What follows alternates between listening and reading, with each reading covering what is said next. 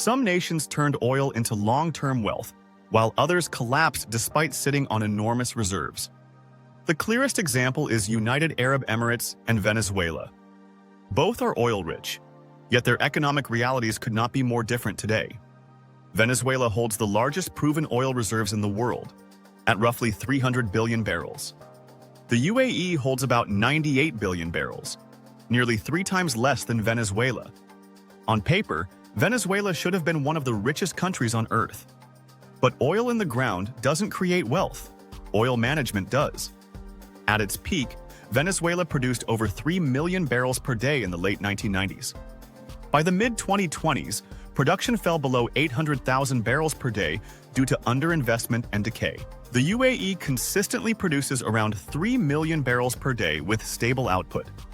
Production stability matters more than reserve size. At $80 per barrel, producing 3 million barrels per day equals roughly $240 million per day. That's nearly $87 billion per year in gross oil revenue. The UAE captured this revenue consistently and reinvested it globally. Venezuela's production collapse reduced annual oil income by tens of billions of dollars. Revenue volatility destabilized the entire economy. The UAE treated oil income as temporary and invested it into long-term assets. Sovereign wealth funds like ADIA manage over $800 billion in global investments.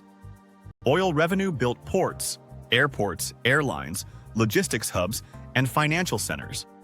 Today, oil accounts for less than 30% of UAE GDP. Oil built systems, not dependency. Venezuela allowed oil to become over 90% of export revenue at its peak. Government spending relied almost entirely on oil income. When prices were high, subsidies expanded and savings remained minimal. When prices fell, there was no buffer. Oil replaced diversification instead of funding it. The UAE exported most of its oil and reinvested profits abroad. Venezuela consumed oil revenue domestically to fund short-term programs. Investment creates future income, while consumption ends when cash stops flowing. This difference shaped everything that followed. In the UAE, economic success depended on performance and global competitiveness. In Venezuela, revenue arrived regardless of productivity. When money flows without output, incentives weaken. Efficiency declines, corruption rises, and systems rot slowly. Oil didn't break incentives, it exposed them. Economists call this pattern the resource curse. Countries with high resource dependence often grow slower than diversified economies. Oil wealth delays reform when institutions are weak.